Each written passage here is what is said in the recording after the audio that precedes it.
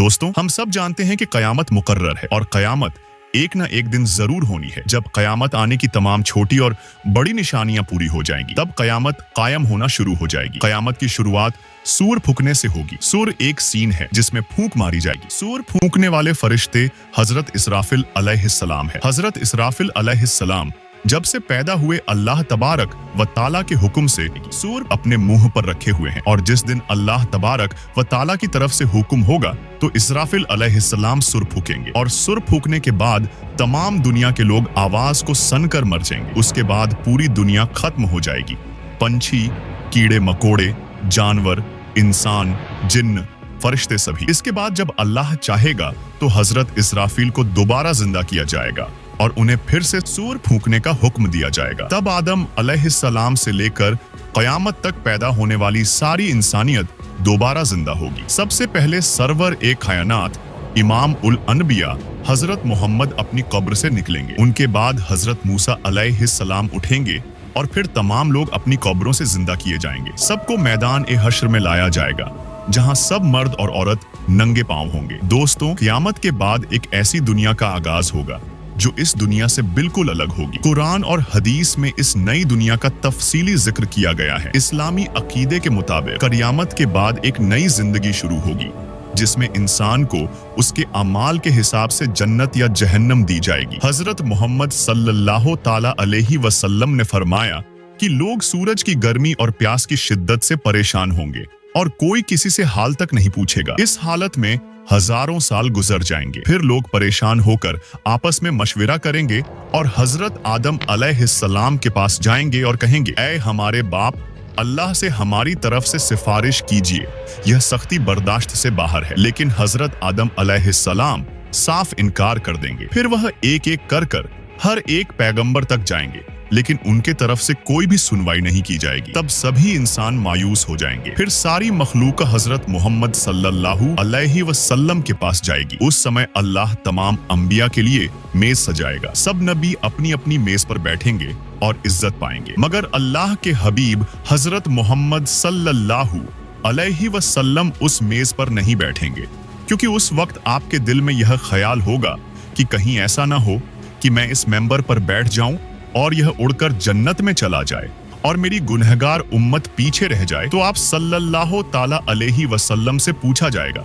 मेरे महबूब, आप मेंबर पर क्यों नहीं बैठ रहे हैं? तब आप सल्लल्लाहु ताला अलैहि वसल्लम फरमाएंगे, या अल्लाह तबारक व ताला, मेरी उम्मत के गुनहगारों का अभी हिसाब नहीं हुआ, मैं कैसे बैठ सकता हूँ? तब अल्लाह ताला उन्हें खास शिफाअत अता करेगा, जिसमें अल्लाह तबारक व ताला मुझे मुकाम महमूद आता फरमा देंगे। मैं वहां जाकर एक सजदा करूंगा और सजदे में अल्लाह तबारक व ताला की तारीफें करूंगा, जो न पहले किसी ने की और न बाद में करेगा। रोने की हालत में सजदा करूंगा। अल्लाह तबारक व ताला मेरे सजदे को कबूल आता फरमाएगा और मुझसे पूछेगा, ऐ मेरे प्यारे महबूब, आप क्या चाहते हैं? तब मैं अर्ज करूंगा, ऐ मेरे अल्लाह, आप अपने बंदों का हिसाब ले लीजिए। अल्लाह ताला फरमाएंगे, अच्छा, आप लोगों को हिसाब के लिए पेश करें। इजाजत मिलने के बाद सभी का हिसाब किताब होगा। फिर पुल सिरात का मामला होगा। हदीस में आया है कि यह रास्ता बाल से भी पतला और तलवार से भी तेज होगा। नीचे जहन्नम की आग धधक रही होगी, जिसकी लपटें और आवाजें ऊपर तक आएंगी। इससे हर दिल में गहरी दहशत होगी। हदीस में आता है कि पुल ए सिरात पर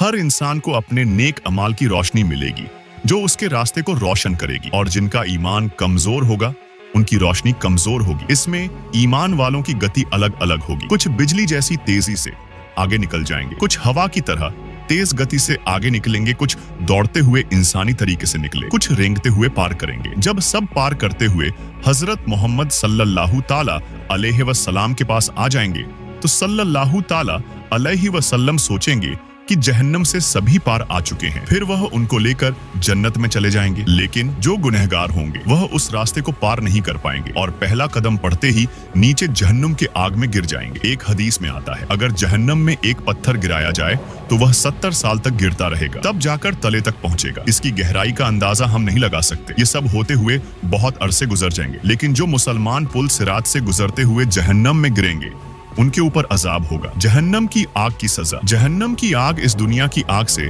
70 गुना ज्यादा गर्म बताई गई है। वहां की लपटें इतनी तेज होंगी कि उनकी चमक से इंसानों की खाल जल जाएगी।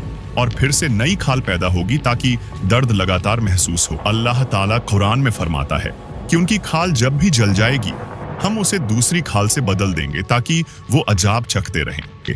खौलता पानी और जख्मों का मवाद, जहन्नम में प्यास की शिद्दत इतनी होगी कि लोग पानी के लिए चिल्लाएंगे। उन्हें जो पानी मिलेगा वह उबलता हुआ खौलता पानी होगा, जिसे पीते ही उनके चेहरे की खाल झुलस जाएगी और उनका पेट फट जाएगा। कभी कभी उन्हें जख्मों से निकला हुआ गंदा बदबूदार मवाद पिलाया जाएगा। जहन्नम की गहराई बहुत भयानक और अंधेरी होगी। वहां के लोग घोर अंधकार में रहेंगे जहां से निकलने की कोई राह नहीं होगी। जहन्नम में लगातार धुआं और घना कोहरा होगा जिससे उनकी सांस लेना मुश्किल हो जाएगा। जहन्नमी लोगों को लोहे की जंजीरों से बांध दिया जाएगा। कुरान में 70 हाथ लंबी जंजीर का जिक्र है जिसमें गुनहगारों को बांधा जाएगा, उन्हें घसीटा जाएगा और फरिश्ते उन्हें लोहे के बड़े बड़े हथौड़ों से मारेंगे। जहन्नम की सबसे भयानक बात यह है कि यह अजाब खत्म नहीं होगा। जो लोग ईमान के बिना मरेंगे उनके लिए यह सजा हमेशा हमेशा के लिए होगी। न वहां मौत आएगी और न आराम। हदीस में है कि जहन्नमी लोग मौत की दुआ करेंगे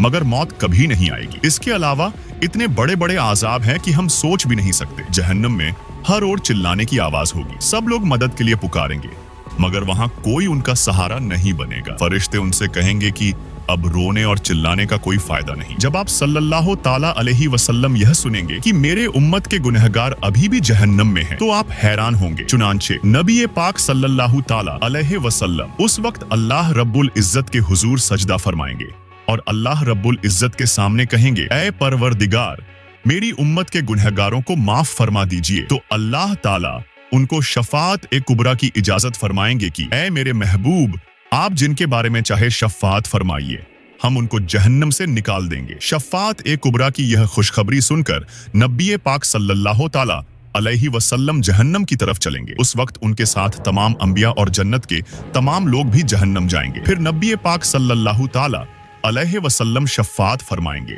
दूसरे अंबिया इकराम भी शफात फरमाएंगे और सारे जन्नती भी शफात फरमाएंगे। जिसका जो भी वाकिफ होगा उसे जहन्नम से निकाल दिया जाएगा। यहाँ तक कि जिसने दुनिया में किसी मोमिन को एक प्याला पानी पिलाया होगा तो अल्लाह ताला उसके इस अमल की बरकत से उसको भी जहन्नम से निकाल देंगे। इस तरह उस वक्त जो भी मुसलमान जहन्नम के अंदर होगा उसे बाहर निकाल लिया जाएगा। जब सभी लोग शफात कर चुके होंगे तब अल्लाह ताला अपनी रहमत से जहन्नम से निकाल देंगे, लेकिन जहन्नम से निकले हुए लोगों के माथे पर उल्का और रहमान का नाम लिख दिया जाएगा। इसका मतलब होगा कि रहमान ने अपनी रहमत से उनकी बख्शिश कर दी है।